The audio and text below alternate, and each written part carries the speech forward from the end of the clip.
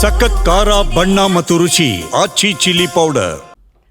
ಚಳಿಗಾಲದ ಅಧಿವೇಶನ, ರೈತರ ಅಧಿವೇಶನದಲ್ಲಿ ರಾಜ್ಯಾಧ್ಯಕ್ಷ ಚೂನಪ್ಪ ಪೂಜಾರಿ ಅಧಿವೇಶನಕ್ಕೆ ಬಂದ ಶಾಸಕರು ಗೋವಾ ಮತ್ತಿತರ ಕಡೆ ತೆರಳಿ ಮೋಜು ಮಸ್ತಿ ಮಾಡದೆ ಸದನದಲ್ಲಿ ಪಾಲ್ಗೊಂಡು ರೈತರ ಬಗ್ಗೆ ಗಂಭೀರವಾದಂಥ ಚರ್ಚೆ ನಡೆಸಬೇಕು. ಬೆಳಗಾವಿಯಲ್ಲಿ ಇಂದಿನಿಂದ ಚಳಿಗಾಲದ ಅಧಿವೇಶನ ನಡೀತಾ ಇದೆ. ಇದು ರೈತರ ಅಧಿವೇಶನ ಆಗಬೇಕು. ಡಿಸೆಂಬರ್ 11ರಂದು 1 ಲಕ್ಷ ರೈತರು ಸೇರ್ತೀವಿ. ವಿವಿಧ ಬೇಡಿಕೆಗಳಿಗೆ ಆಗ್ರಹಿಸಿ ಬೆಳಗಾವಿಯ ಸುವರ್ಣಸೌಧ ಮುತ್ತಿಗೆ ಹಾಕುವುದಕ್ಕೆ ನಿರ್ಧಾರ ಮಾಡಲಾಗಿದೆ ಅಂತ ಕರ್ನಾಟಕ ರಾಜ್ಯ ಹಾಗೂ ಹಸಿರು ಸೇನೆಯ ರಾಜ್ಯಾಧ್ಯಕ್ಷ ಚೂನಪ್ಪ ಪೂಜಾರಿ ಹೇಳಿಕೆ ಕೊಟ್ಟಿದ್ದಾರೆ.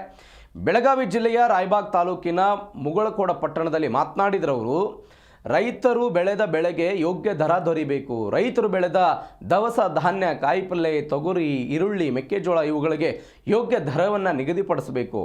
ಕೇಂದ್ರ ಹಾಗೂ ರಾಜ್ಯ ಸರ್ಕಾರ ಗೋದಾವನ್, ಕೋಲ್ಡ್ ಸ್ಟೋರೇಜ್ ನಿರ್ಮಾಣ ಸೇರಿದಂತೆ APMC ಅಭಿವೃದ್ಧಿಗೆ ಸೇರಿದಂತೆ 1 ಲಕ್ಷ ಕೋಟಿ ರೂಪಾಯಿಯನ್ನು ಮೀಸಲಿಡಬೇಕು. ಕೇಂದ್ರ ಹಾಗೂ ರಾಜ್ಯ ಸರ್ಕಾರಗಳು ಸಂಪೂರ್ಣವಾಗಿ ಸಾಲಮನ್ನಾ ಮಾಡಬೇಕು.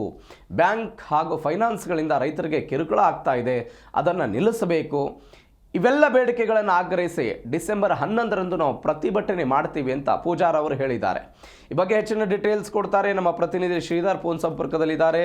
ಶ್ರೀಧರ್, ಇತ್ತೀಚೆಗಷ್ಟೇ ಬೆಳಗಾವಿ ಜಿಲ್ಲೆಯಲ್ಲಿ ಕಬ್ಬಿನ ಹೋರಾಟ ಯಾವ ಪರಿಪ್ರಮಾಣದಲ್ಲಿ ಆಗಿತ್ತು ಅನ್ನೋದನ್ನು ಇಡೀ ರಾಜ್ಯ ಗಮನಿಸಿದೆ. ಸ್ವತಃ ಸಕ್ಕರೆ ಸಚಿವರು ಬೆಳಗಾವಿಗೆ ಬಂದು ರೈತರ ಮನವಿಗಳನ್ನು ಆಲಿಸಿದ್ರು. ಇದೀಗ ಒನ್ಸ್ ಅಗೇನ್ ರೈತರ ವಿವಿಧ ಬೇಡಿಕೆಗಳಿಗೆ ಆಗ್ರಹಿಸಿ 1 ಲಕ್ಷ ರೈತರು ಸುವರ್ಣಸೌಧಕ್ಕೆ ಮುತ್ತಿಗೆ ಹಾಕ್ತೀವಿ ಅಂತ ಹೇಳ್ತಿದ್ದಾರೆ.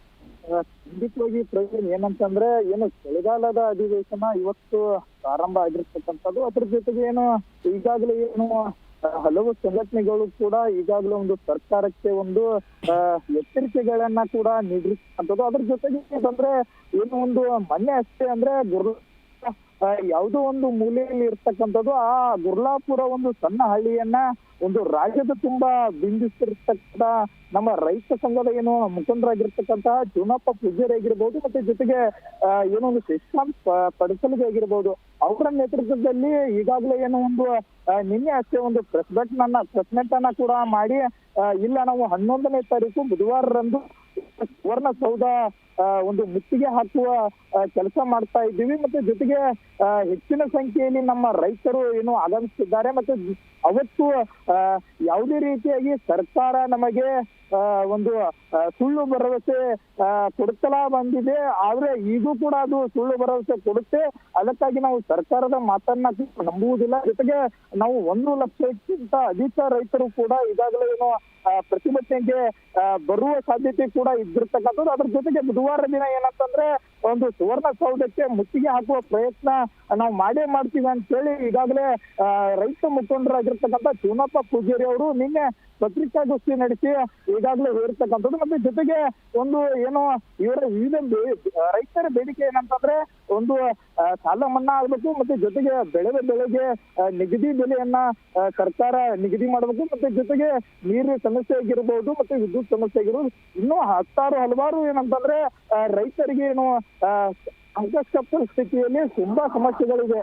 ಆದ್ರೆ ಒಂದು ಸಮಸ್ಯೆಯನ್ನ ಈ ಸರ್ಕಾರ ಬಗೆಹರಿಸಿಲ್ಲ. ಮತ್ತೆ ಉತ್ತರ ಕರ್ನಾಟಕದ ಒಂದು ರೈತರ ಸಮಸ್ಯೆ ಈ ಒಂದು ಸುವರ್ಣಸೌಧದಲ್ಲಿ ಅಧಿವೇಶನದಲ್ಲಿ ಚರ್ಚೆ ಆಗ್ತಾ ಇಲ್ಲ. ಜೊತೆಗೆ ಇದು ಏನಂತಂದ್ರೆ ಒಂದು ಉತ್ತರ ಕರ್ನಾಟಕದ ರೈತರ ಸಮಸ್ಯೆಯನ್ನ ಒಂದು ಚಳಿಗಾಲ ಅಧಿವೇಶನದಲ್ಲಿ ಸುವರ್ಣಸೌಧದಲ್ಲಿ ಚರ್ಚೆ ಮಾಡ್ಬೇಕಂತ ಹೇಳಿ ಒಂದ್ ಕಡೆ ಏನೋ ಸುವರ್ಣಸೌಧವನ್ನ ನಿರ್ಮಾಣ ಮಾಡಿರ್ತಕ್ಕಂಥದ್ದು. ಆದ್ರೆ ಅದನ್ನ ನಿರ್ಮಾಣ ಮಾಡಿ ಇಲ್ಲಿವರೆಗೂ ಕಳೆದ್ರು ಕೂಡ ಯಾವುದೇ ರೀತಿಯಾಗಿ ಉತ್ತರ ಕರ್ನಾಟಕದ ಒಂದು ಸಮಸ್ಯೆಗಳ ಬಗ್ಗೆ ಅಲ್ಲಿ ಚರ್ಚೆ ಆಗ್ತಾ ಇಲ್ಲ ಅಂತ ಹೇಳಿ ಒಂದ್ ಕಡೆ ರೈತರು ಗುರುತಿರ್ತಕ್ಕಂಥದ್ದು. ಮತ್ತೆ ಜೊತೆಗೆ ಈಗಾಗಲೇ ಏನು ನಮ್ಮ ಸರ್ಕಾರದ ಎಲ್ಲ ಶಾಸಕರು ಏನು ಬೆಳಗಾವಿಯ ಚಳಿಗಾಲದ ಅಧಿವೇಶನಕ್ಕೆ ಏನ್ ಬಂದಿದ್ದಾರೆ, ಅವರು ಗೋವಾ ಕಡೆ ಮತ್ತು ಮೋಜು ಮಸ್ತಿಗೆ ಏನಂತಂದ್ರೆ ಅಲ್ಲಿ ಎಲ್ಲೂ ಮೋಜು ಮಸ್ತಿಗೆ ಹೋಗಬಾರ್ದು, ಅವರು ಸೀದಾ ಏನು ಸುವರ್ಣಸೌಧಕ್ಕೆ ಬಂದು ಒಂದು ಚಳಿಗಾಲ ಅಧಿವೇಶನದಲ್ಲಿ ರೈತರ ಬಗ್ಗೆ ಸಮಸ್ಯೆಗಳನ್ನು ಆಲಿಸಿ ಮಾತಾಡಬೇಕು. ಆ ಕಡೆ ಮೋಜು ಮಸ್ತಿ ಮಾಡಲು ಹೋದ್ರೆ ನಾವು ಅವರ ವಿರುದ್ಧವಾಗಿ ಪ್ರತಿಭಟನೆ ನಿರಂತರವಾಗಿ ಇರ್ತದೆ.